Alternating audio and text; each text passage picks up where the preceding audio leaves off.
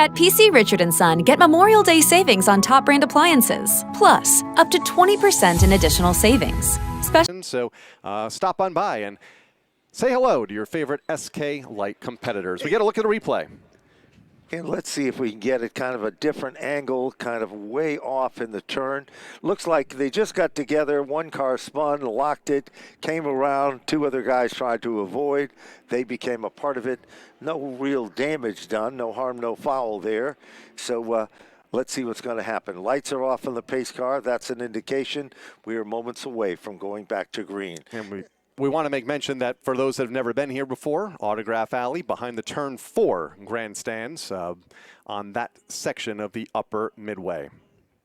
So it's about ready to get them all fired back up. Here they come down to the stripe, and it looks like we are racing here at Stafford in the street stocks.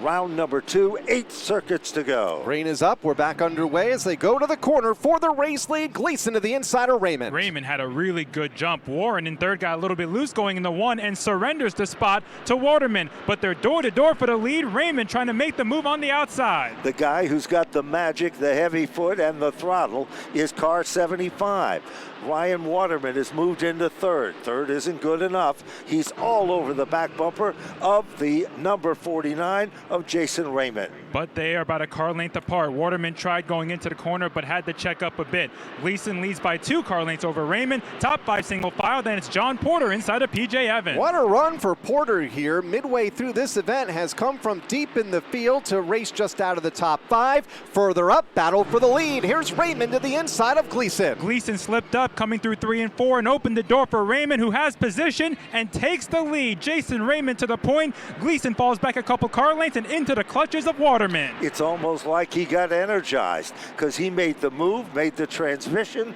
and he is gone at the front of the field. Meanwhile, the battle becomes a battle for second. Brent Gleason right there, Ryan Waterman and Brandon Warren, all in contention for the same airspace. Gleason was able to pull away a bit through 1 and 2. Now Waterman has a mirror full of Brandon Warren, who takes a look to the inside, but Waterman powers down into 3 and pulls away by car length for now. Hangs on to third for now as we reach the final quarter of this event. 16 of 20 complete. Jason Raymond looking for his 3rd career win and 1st of the year. He leads by only about 2.5 car lengths. If he is legging it out, it's slightly, but he had a really good run off of 2 there and pulled away by another couple car lengths by Gleason. Here they come off turn number 4, single file, nobody stepping out of the line there. Leader of the pack still remains Jason Raymond. Meanwhile, here comes Brandon Warren. Looked low, thought twice of it, moved back to the outside. 4 cars, Bonza 4, position number 3. And Gambacorta's all over Warren's back bumper, but Gambacorta got loose, slipped up the track, and here comes Porter to the inside trying to break into the top 5. And he will do just that. We'll go to the inside of Colton Gambacorta for position number 5. So move Porter, John Porter, up and into the 5th position with 2 laps to go. Battle for the lead tightening up. Gleason is closing a little bit. It's down to a car length and a half, but again, Raymond able to pull away a bit coming off of turn 2 as PJ Evans has fallen way off the pace at the back of the field. Top 2 still separated by about a car length and a half. Look at the battle for the 5th spot. Colton Gambacorta made a bid down low. White flag is out. He did a little stutter step, takes over the spot, bounces John Porter back. Down the back straightaway. Final circuit in the competition. Leader of the pack is Jason Raymond. He leads into turn number 3 for the final time here in this street stock main event. Looking for career win number 3 and 1st of the season. Jason Raymond wins our 20-lap street stock feature event. Brent Gleason will finish in the runner-up spot. Brandon Warren will finish among the top 3. Ryan Waterman for the 4th spot. Colton Gambacorta, solid run for 5th. John Porter will finish in the 6th spot. Marvin Minkler will finish in 7th. 8th position is Bill Cody. Joe Arena will finish in 9th, and Scott Sundin will round out the top 10. David Chasko finished in 11th. Rob Sears in 12th. The final car on the lead lap. Bonza mentioned that PJ Evans was slowing on the backstretch with a couple laps to go. He'll finish in the 13th position.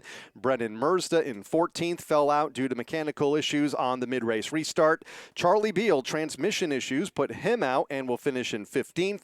Roger Mayhew involved in the lap 1 crash up in turn number 3 and will settle for 16th here tonight in the street stock main event. We'll go down trackside and hear from our podium finishers here in just a moment, as we'll get a look at a replay of some of the great racing for that third position in the final lap. Check this out. Inside, here comes Warren. Waterman drifts off the turn. Better than a lot of the cars that drift here, and he will be able to hold on. But boy, what an exciting finish that we saw throughout the field. Napa Victory Lane is being set up for tonight's first feature event. Autograph Alley is open. Souvenir items are available. You can get those souvenir autographed by your favorite drivers as well. Located atop the midway, just off from turn number 4, behind the grandstand area next to the double hook. Get those trading cards, and then you can go next door and get them signed by the SK Light modified competitors that are in Autograph Alley for a couple of more minutes, as we'll go down trackside and hear from our podium finishers, including for the third time in his career and for the first time this season, the driver of car number 49, Jason Raymond, our first feature winner of the night. And our winner is out of the car. And as Kyle Rickey said, for the first time in 2026, your winner is Jason Raymond. And Jason, all over the podium, finally your first win of the season, but how were you able to pull off the move going into 1 on the restart off Brent Gleason? Yeah, I don't know, I got a really good restart there on the outside, and I was able to roll the outside pretty good.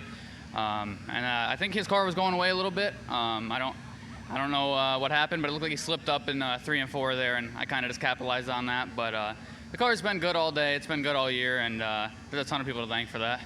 Well, let's thank those folks on the 49. Yeah, first and foremost, I got to thank my uncles, Al and Cliff Saunders. They're always in the garage, always helping me out. Jason Lafayette and Tri-State Equipment Repair for all his advice and his help. Same with BFR and Bob Phil with BFR Chassis with his help too. I got to thank Larrabee's Landscaping, Robert's Air, J&J Kirby, PRVL Creative for the end cars and pictures every week. All the track contingencies, the track itself for a place to race, and just rest in peace to Kyle Busch also. Jason Raymond opens up the night in our street stocks with a win. Let's talk to Tim Perkoski, who has second place. Yeah, Brent Gleason, second place run tonight. Real fast race car. But is it safe to say that the handle went away at some point in that car? It looked like the 49 was just able to pull away. Yeah, I got to give a bunch of thanks to Zach Robinson at MLZ Fab. He found a bunch of things wrong with the car that we've been chasing all year long. And it was definitely not 100%, but we were good enough to stay out front and kind of block. But coming off of turn 4, it got tight for no good reason, and I don't know what happened there. But I managed to come back after him, but by then the damage was already done, so it is what it is. But we got a good notebook after today, so that's a good thing to take away. But I got to say thanks to Northeast Truck and Off-Road, MLZ Fabrication, Glenn Boss, Frank Jr., my brother Jesse, my wife and son came today. That's pretty great. I wish I'd won it for them, but damn tight condition got me. Associate sponsors, I forgot who they are. Let's see, Drive Shaft Shop, Sunoco Race Fuels, Universal Drive Shaft, Rad Auto Machine, Napa Auto Parts. Everybody who came out here tonight, I greatly appreciate every single one of you. Thank you very much. Little disappointed, but he's gaining on it. Brent Gleason, second place. Dave Baraball's got you third place finisher. And that third place finisher, if you weren't paying attention, coming off turn number 4, is Brandon Warren. And Brandon, how are you able to pull it off really down to the last 800 feet? Yeah, we have a good car. Some small tweaks that I need to make to it. It's still a little too tight, and the brakes were going away towards the end. But I'll have it in the garage tomorrow, and I'll be working on it all Memorial Day weekend. Let's roll the sponsors on the 55. Tech Roofing, IMC, Mark's All Season Landscaping is here, and Dave Hummel, Colleen, Chuck, couldn't do it without them. Rich is here, my mom, my dad. I have a lot of people on the car, and without them, I couldn't be here, so thank you. Brandon Warren, our third place finisher in our street stocks tonight here at Stafford.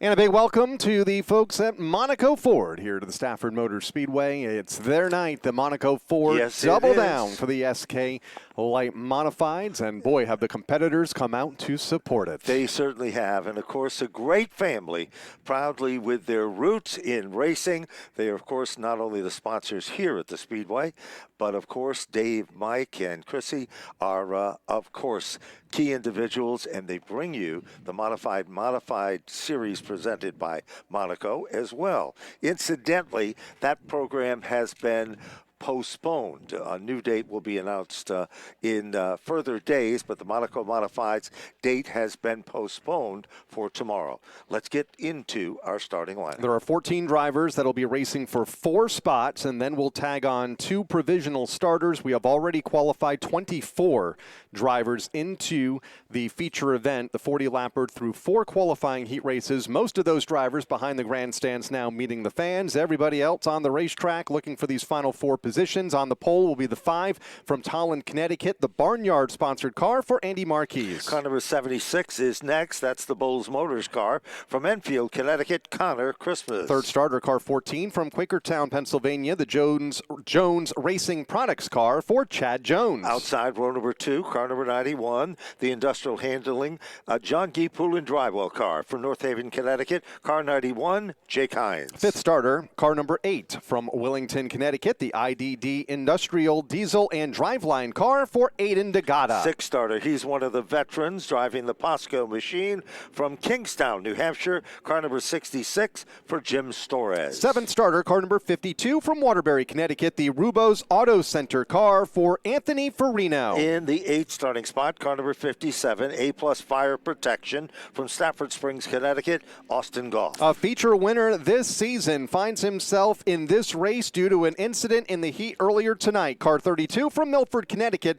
the Dell's vinyl siding entry for Robert Bloxham III. Let's take a look at the 10th starter, car number 17, Barkowski Racing from Manchester, Connecticut. It is Glenn Barkowski. 11th starter, car number 55 from Summers, Connecticut, the Arcari Motor Sales car for Paula Carey. 12th starting spot goes to the Rampart Diggs machine from Stafford Springs, Connecticut, car 4. That's Rob Pedersen. Also involved in an incident earlier tonight, scheduled to start 13th, car number 25 from Ashford, Connecticut, Willington Pizza providing the sponsorship for Ben Morrison. Then we go to car number 07. That's Aaron Goff driving the A-plus fire protection car from Stafford Springs, Connecticut. That's the lineup. 14 scheduled to start, 4 will advance, and then 2 provisionals will fill out the 30-car field for the SK Lights and their Monaco Ford double down 40-lap main event here later tonight. And what has been a thrilling season so far. A lot of stories from front to back in the entire length of the field. Chris Matthews continuing the tradition of winning in this series, winning 20 years ago when this division was formed here at the Stafford Motor Speedway, and continues to extend his gap atop the all-time wins list here for the SK Lights in 2026. And Nick Ganglace also strong in these extra distance events and has been strong all year. Those will be 2 to watch later tonight. They sure will. And of course, he picked up that sponsorship that is so important from the good folks at the University of Connecticut. Right now, all eyes are on turn number 3. Connor Christmas didn't even know how to drive a standard the first night he came to Stafford. He's been fast and quick in the Bowles race car. Chad Jones alongside. Here they come off turn number 4. Up through the gears to the stripe they come, side by side.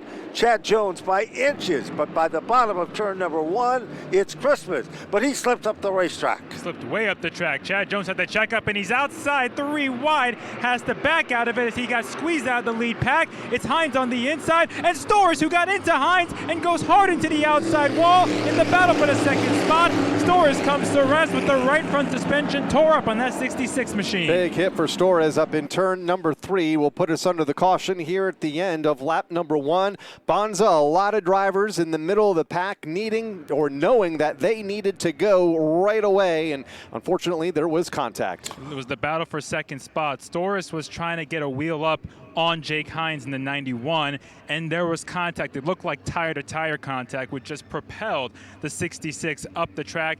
There was no chance for him to hang on to it. He was trying to woe it down, got in the marbles. At that point, he has no control. The only option was brace for impact, and that's what he had to do there, hitting the wall. We're just looking at it, Bonza, as you called it. You summed it up pretty much perfectly. We're looking at a different angle for all of this. Meanwhile, they're almost 3 wide. They are 3 wide as they come off the turn. There's the Stories car, black with neon orange numbers. The white car drifts up just a bit. When it does, Stories is there. Now, Stories is a veteran driver. He has raced on the Wheel and Modified Tour. He has raced up north. He comes from the Kingston, New Hampshire area. He is no stranger. He's won titles at Star Speedway, Lee Speedway, so he's been around the sport for quite some time. He has indeed, but unfortunately will climb out here just not 1 lap into this last chance qualifying event before the contact up in turn number 3. Don't forget, this is a first part of a big weekend here at the racetrack. We are back in 24 hours time. The Tour of Destruction, their second visit. It was a sellout crowd last September. Another sellout crowd tomorrow here at the racetrack. All sorts of fun activities going to take place here tomorrow. The school buses were out practicing on the mini mile for their race tomorrow night. Earlier this afternoon, going to be a big time tomorrow. The Tour of Destruction already sold out. And I might add that we're not talking about a couple of school buses. We're talking about a fleet of them, all sizes, the big buses, the small buses, you name it. You're going to be able to see them. We've just been informed by Race Control that Jake Hines out of North Haven, Connecticut, will be told to go to the rear for a situation involving the contact with the Stories machine. So he'll pick up at the back of the field. Remember, 10 laps only, 4 cars to transfer. It's a very difficult situation to be among the top 4 when there's 14 cars still, well, now 13 cars, as Jim Stories' car is being brought back to the center of the infield. It'll be a long trip back to Exeter, New Hampshire for the Stories team. Love seeing the kids come back into the grandstands with the stack of hero cards from all of our SK Light modified competitors. That is what builds the future fans of this sport, and glad to see that all of the drivers, or most of the drivers down behind the Turn 4 grandstands, had those hero cards and make great collectible items, and great opportunity to remember your time at the races and maybe find a new favorite driver or two. Well, here we go. Pace car dives to the center of the infield. Will Connor Christmas take advantage of things as he rumbles back off turn number 4? The outside lane looks racy. Anthony Farino on the gas. Black car versus white. Farino is the leader. Christmas drops back to second. Christmas now twice has had trouble getting down to the bottom in turn 1, sliding up the track each occasion. He's in second. Chad Jones on the outside of Austin Goff, but here comes Goff inside of Christmas. Inside of Connor Christmas, also Chad Jones to the outside, the yellow and orange numeral number 14, looking to advance his spot. Top 4 is where you want to be, and that's where the action is. And Ben Morrison has that 4th spot. Chad Jones in 5th, had near contact with Goff last time by in 3 as Chad charges the corner while Goff tries to get under Christmas. It doesn't work, and Ben Morrison holds the final transfer spot. Meanwhile, to the inside, Austin Goff. He makes the move down underneath Christmas. Christmas comes off the turn like a rocket, heading down to turn 3. Christmas got the run coming off of 2, trying to stay ahead of Austin Goff, who really drives it in hard and pulls ahead. Here comes Goff to the bottom, Christmas in the outside lane. All of this behind Anthony Farino, the race leader. 4 of 10 laps in the books here in this SK Light last chance qualifier. Bar to bar for that second spot. Christmas had the check up coming off of 2. Austin Goff takes second. Ben Morrison takes third. Now Chad Jones looks to get in that final qualifying spot. It's Chad Jones who clicked off the quickest lap in the previous circuit. He'll now move in. He'll take over the 4th spot. Jones is up to 4th. Meanwhile, Turn 1. Connor Christmas spins after contact with Aaron Goff. Christmas did not hit anything, but it does bring out the caution. Well, the Bulls machine goes around, and the rookie driver in his first full season in the Flex Cost machine is about to get it fired back up, and he will pick up at the rear of the field. So we'll take a look at the replay, see if we can figure it out. You're looking at the Goff car going to the inside. It makes contact, obviously, and that sends the 76 around, but there was no contact with the safer barrier, and Christmas is able to pull away. So the BullsMotors.com car will pull away. Down on pit road, we've got a couple of cars, including Bloxham, who was involved in an altercation in his qualifying round, just got it back out, and apparently Left rear tire on the Bloxham car, number 32, as that car just went by our pit road camera position. Tough night for Bloxham. Sure is, and of course, it looks like the other car that is down on pit road is the Akari Auto Sales car from Tolland, Connecticut, is down there as well. So remember, there are 2 provisionals in addition to the 4, and those will be told to us by timing and scoring. And the black flag, it looks like, is going to be instituted again. So things changing just a bit, but you're looking at Akari's car and Bloxham's machine, one of the Keith Rocco race cars, that are the 2 cars that were involved. Following the completion of this, the LCQ race will be the limited late model feature event. Field gets the 1 to go signal. We are 5 in and 5 to go here for the last chance qualifier. 4 drivers will transfer, 2 will pick up provisionals, and I assume the 2 on pit lane in the running for those provisionals. Yes, I would assume that as well. Including Bloxham, the 32 entry. And it appears that the 07 of Aaron Goff has been told to go to the rear of the field. He's not out of this yet. There's 5 circuits remaining.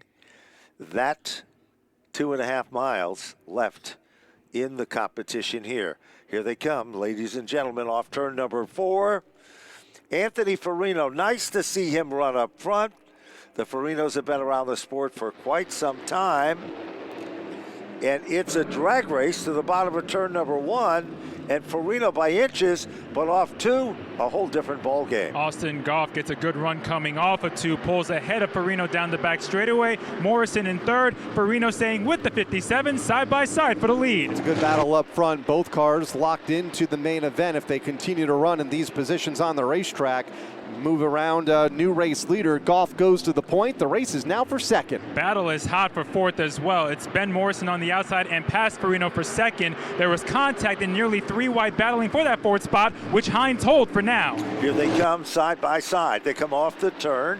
Up comes the 25. Ben Morrison moves into 2nd behind Austin Goff. Anthony Farino still setting back in that 3rd position.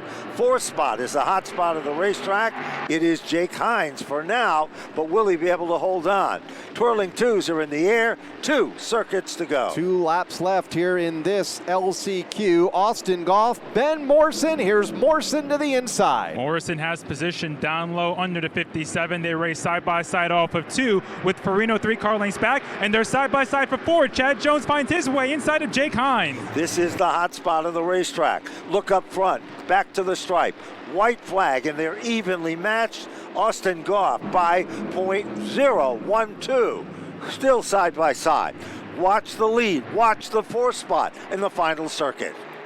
Coming to the checkered flag this time. The battle is up front, side by side. Both will make it into the feature event if they can make it back down to the line, and they will.